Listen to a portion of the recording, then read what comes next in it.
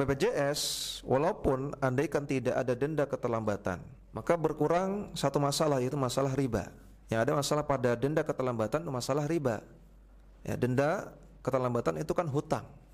Ya, ketika jenengan telat bayar BPJS, ada denda, berarti jenengan ngutang sama BPJS.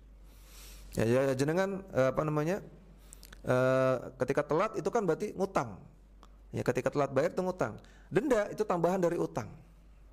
Ya, denda itu tambahan dari utang.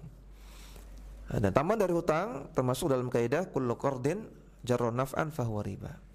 Setiap utang piutang kalau tambahannya maka itu menjadi riba. Nah, padahal masalah asuransi dua, gharar dan riba. Kalau denda keterlambatan enggak ada, ya sudah, satu masalah hilang, tapi masih ada satu masalah lagi, yaitu masalah gharar. Ya, jangan bayar BPJS sebulan 75.000 tapi bisa dapat klaim puluhan juta, ratusan juta. Ini gimana enggak dikatakan gharar? Jelas ghararnya ini. Ya, cuman modal 75.000 bisa dapat 20 juta, 50 juta. Gharar jelas. Jadi BPJS masih ada ghararnya. Namun ada beberapa rincian, ya, sebagaimana rinciannya Syekh Sulaiman Ar-Ruhaili. Beliau katakan kalau orang mampu untuk berobat, maka dia enggak boleh daftar BPJS. Dia mampu untuk berobat dan dia tidak dipaksa untuk ikut BPJS. Dia mampu, dia punya duit untuk berobat dan dia enggak ada paksaan. Ya, artinya opsional saja. Maka dia enggak boleh daftar BPJS karena masih asuransi yang mengandung gharar. Yang kedua, kalau dia mampu untuk berobat, punya duit, tapi dia dipaksa ikut. Seperti misalnya dipaksa oleh perusahaan. Biasanya kalau orang kerja di perusahaan itu mau enggak mau pasti punya BPJS ketenaga kerjaan. Pasti itu. Enggak bisa enggak. Atau dia dipaksa, kalau enggak punya BPJS enggak bisa bikin akte, enggak bisa bikin KTP, enggak bisa ngurus sertifikat atau yang lain-lain. Ini dipaksa, termasuk dipaksa. Maka dia boleh ikut BPJS, boleh daftar. Dengan catatan dia hanya boleh gunakan BPJS itu sebanyak yang sudah dia setorkan, sebanyak premi yang sudah disetorkan.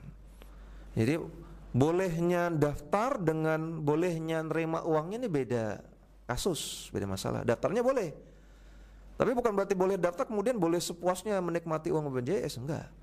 Tetap harus hati-hati. Yang boleh dia terima hanya yang sudah pernah dia setorkan saja. Tadi kalau misalnya sebulan 75.000, 10 bulan 750.000, itu yang boleh dia manfaatkan. Ya, sebagaimana nabung lah. Yang ketiga, kalau dia tidak mampu untuk berobat, dia miskin.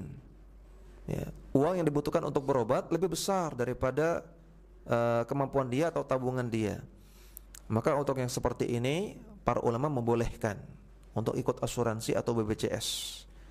Karena ini darurat, termasuk darurat.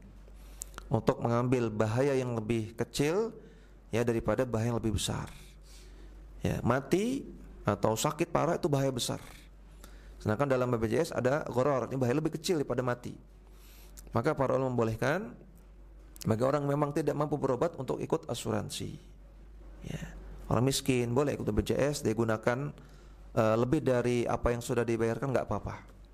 Ya, dia baru bayar 75.000 langsung operasi jantung atau operasi apa yang nilainya 30 juta boleh.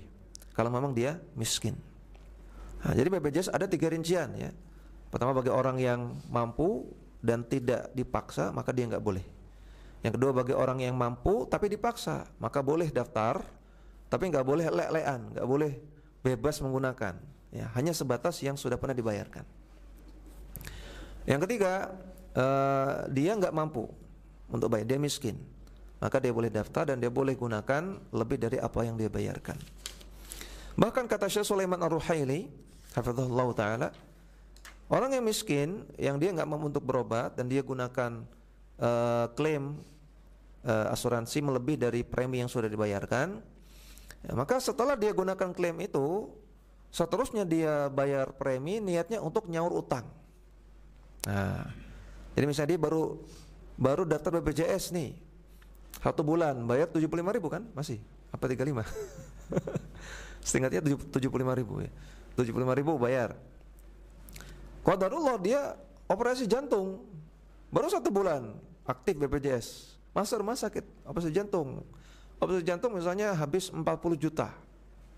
Maka bulan-bulan setelahnya, setelah dia operasi jantungnya selesai, dia niatkan bayar BPJS untuk nyaur utang 40 juta itu. Itu kata Syekh Sulaiman Ar-Ruhaili. Jadi bukan lek-lekan tadi, bukan sebebas-bebasnya ambil uang BPJS, enggak. Ya, sebetulnya hak kita adalah yang kita bayarkan itu. Ya, kita nggak boleh ngambil harta orang lain.